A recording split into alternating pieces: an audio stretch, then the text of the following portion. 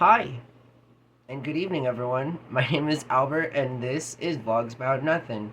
Thank you for taking the time out of your very busy Tuesday night to join me. I really do appreciate it. Totally forgot, not even just what I was saying, but that I was talking. Not gonna lie, I'm doing this whole thing now where during production, I may or may not take a pause. I may or may not take a pause to engage in some personal time. You feel me? Spent with, maybe like a close associate and someone named Mary Jane, if at all and whenever possible. Just I couldn't be more clear as to like the actual interpretation of what I'm saying. Regardless, my phone also had to charge, so I'm back at it. I feel like I might just be putting up 5 more videos. I don't know, but I'm gonna try to stay within, the 10 to 12 minute framework. And I don't know why I'm telling you all this out loud, but it's just something that I do. I figure I'm talking to myself, the camera's on, I may as well get two things done at one time. So that's always good. And so tonight we're actually talking about dating out of your league. And for the record, despite me looking like some sort of, mop trope, like I feel like my hair. Anyways, we already did that last video. It's not gonna happen again.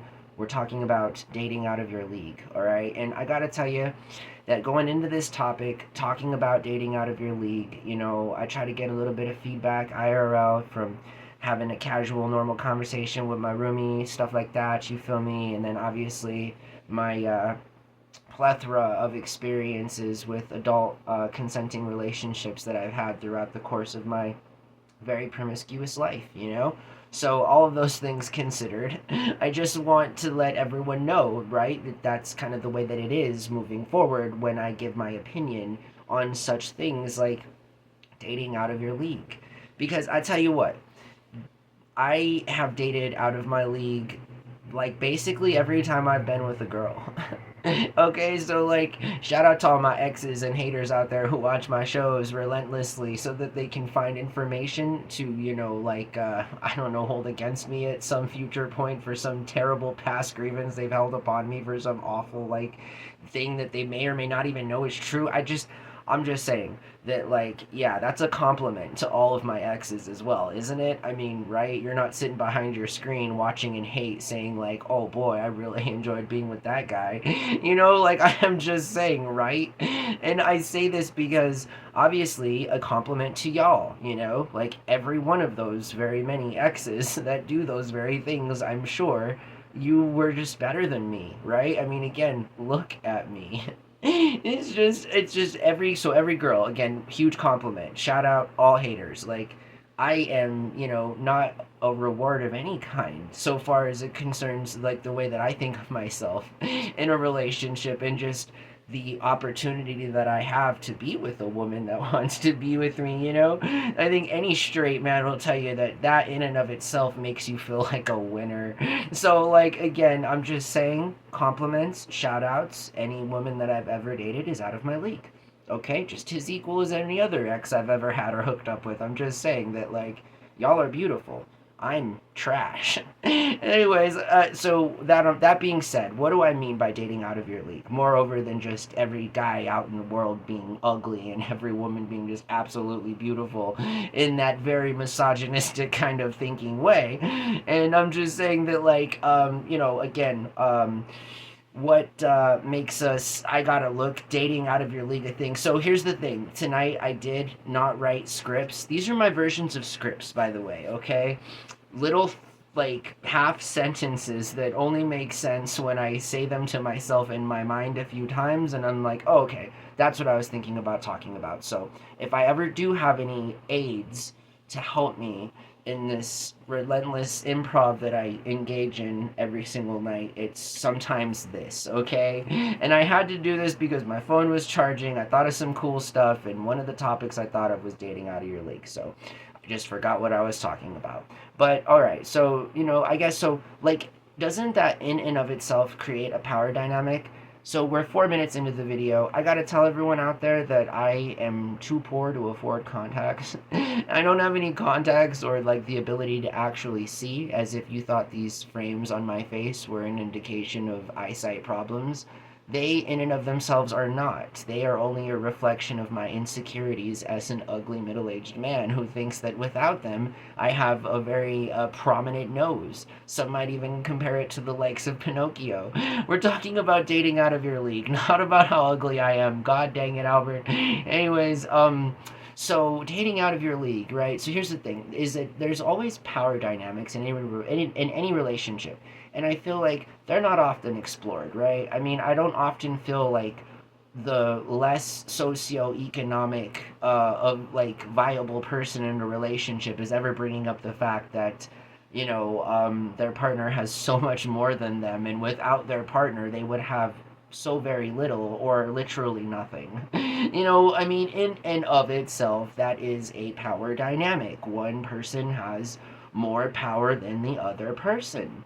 And I feel like that's not talked about enough, right? I feel like there's so too many people out there sell out their souls and never tell anyone about it until they're 65 and divorced, and at that point it may be too late, to have had your best life. But in like saying that, things are as they appear to be, like dating people for whatever reason. Maybe you recognize it, maybe you don't. Maybe you think to yourself that you can do better, but it's hard to say that you can do better when you would have nothing if it weren't for your partner because of even an agreement that was made. So there are so many different things that can take place within the framework of a relationship. And I just feel like there are a lot of people out there who just, again, sell themselves out for a lifestyle, moreover than like their own happiness. And obviously, a lot of people will use children as their excuse, and I kind of don't like that as it concerns the level of why they stay with somebody for a certain amount of reasons.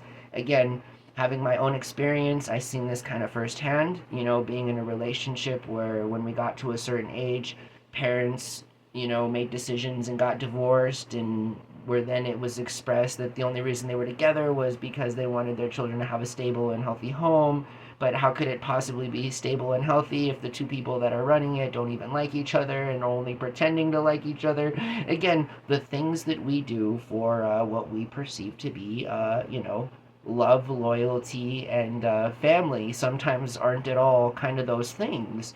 And so I'm just saying that dating out of your league is something that you can probably relate to, right? And again, when I say this, it's just not just looks. I joke here all the time. I spend most of my life joking about myself and my ample, misfortunes that I have because I'm such a dumbass, things like that. I'm just saying that, like,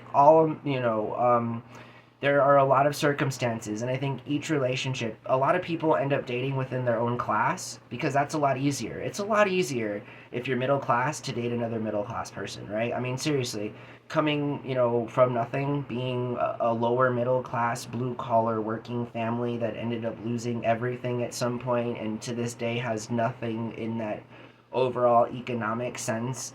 I would definitely say that dating, I've seen different, like, being poor, and then you go to somebody's house, right? Like, I date a girl and like I go to her house, and it's like their parents have like a nice house, and their mom and dad are decent people, and they're like, everything is just, it's a completely different world than like the world that you come from. And again, that's a dynamic, that is a power dynamic, right? Because again, like, one person in that relationship knows what it's like to be loved and supported, and the other person doesn't. And how could there ever be any success from two people that don't have common backgrounds, that try to share common experiences to provide children with different things that they didn't have when one person never had something? So how, like, I just, there, things get very complicated.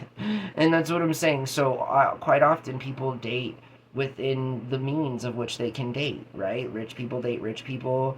Everyone else is poor, so we always end up just dating other poor people. And again, for lack of better words, most often, who are you dating? And who do you choose not to date because you don't want to financially support them? Like, seriously, how many of us say that we don't want to date that person because they may not have money, or like, and that's it. You may be even physically attracted to them, but you're like, they probably can't afford to take me to the restaurant that I want to be taken to. Again, so automatically an entire class of people are eliminated from the pool of that potential person's like long-term relationship wants, and so it's just, yeah, dating out of leagues, I think, is something that is, happening every day. And some of us just don't want to talk about it as much as other people want to talk about it. And again, the people that don't want to talk about it are quite often the people that would lose things if they did talk about it, because not talking about it is like the whole part of it even being a thing,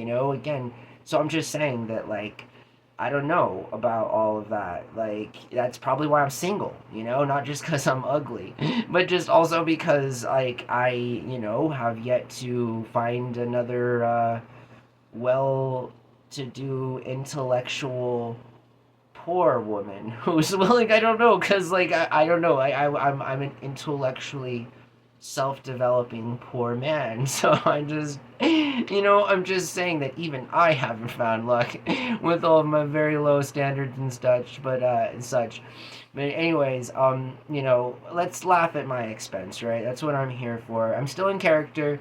It's all good. I appreciate you guys watching. Don't let my self-deprecation turn you off in any type of way. You feel me? It's just all a part of my lifelong running existence. If I didn't laugh at myself, if I didn't make fun of myself, other people would do it. I'd feel real bad, and I wouldn't be the person that I am today. Because even as I do it, other people do it, and so it's just kind of, a deterrent to sort of make myself not feel like, yeah, like, it's just, so it kind of gets depressing. But no, it doesn't. I'm joking. Now I'm breaking character. Hey, listen, guys, I really do appreciate y'all watching. I think this variation of improv that I'm using is working for me, and I really like it. It's a different technique that I'm using, and I am staying on topic, but kind of keeping it like sidebar ish with like that kind of vibe. And it's not the easiest thing to do, but it is definitely a technique. And I love improv. You feel me? I love it. Like, remember, I'm not in character. This is just me now.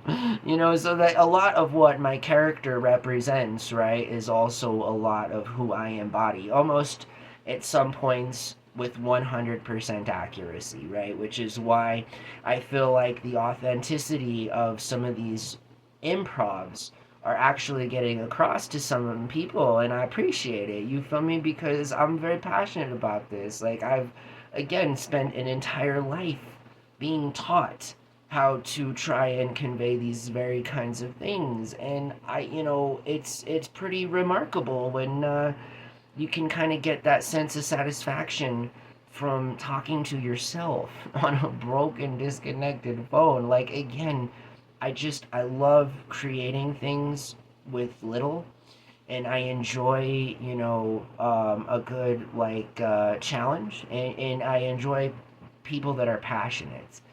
And I try to embody these things because that's what I like. And why would I be anything other than what I like? And again, that's the unfortunate reality of living in a world where wealth inequality is at a record high. We're all dating in and out of our leagues. And we all give up so much of our personal freedom sometimes to just be with somebody. And I don't feel like that's entirely emblematic of a society that is encouraged to be free of existential things that challenge their own insight into the purpose of their own lives, and moreover the value that a single life can have on so many people, just as we've seen very clear examples of how really awful things can have as a consequence directly from the actions of just one individual person that is enabled to do horrific things. If that's the case, again, my argument is that that single, same, very individualized person in a globalized world can also make the same impact, but just, like, in a positive way. And so that's all where I come from, and so I really appreciate you guys watching my show. And I really appreciate you sticking around, sort of for like the prologue or whatever, when I talk about, me breaking character and stuff. And that's just kind of, again, a part of the program that I want to offer to everybody, to let you guys know just how real this is, you know, and like how unscripted and how just, you know, it really is. I want to achieve nothing in life. You know, my bar. Like I want money. I don't want any money. I don't want recognition. I don't want anything. You feel me? I want the continued opportunity to express myself and for people to have that same opportunity to maybe hear something that they may or may not have heard, but again, from somebody that is very passionate about the things that I do talk about, you know, and I feel like that's something. I feel like I might be, you know, a complete loser, you know, in all different kinds of ways in my own life, but there are lots of small victories that I've had that are very powerful to me. And one of them is learning how to present, learning how to communicate, learning how to speak. And again, that sounds kind of stupid, you know, I'm saying it out loud, but like, that's the truth. And that's just kind of, I just want to do my part in sharing whatever trivial little experiences in life that I have so that I also equally give what I receive. And you know, again, as a consumer, of products and of content from different people who just willfully put things up on YouTube because they're motivated to do better things in their life, and eventually you may or may not get compensated for it. I mean, again, that's literally like kind of what the democratization of the internet is all about, and that's kind of like the nerd in me that really gets like into the idea that I am a small part of something that is going to be a systemic change in the way that people, especially younger people, consume content. And right now it's a wild west. You know, it's there's no one person that reigns supreme, and that content creators are bountiful. You know, many people like many different things. Many people enjoy many different kinds of individual niches and stuff like that. And so again, I can't begin to let you guys know how grateful I am for the continued opportunity to present, you know, kind of these little improvs that we do. And, you know, I hope that you guys all live your best life and you're free of, you know, judgment from other people in trying to pursue your own goals.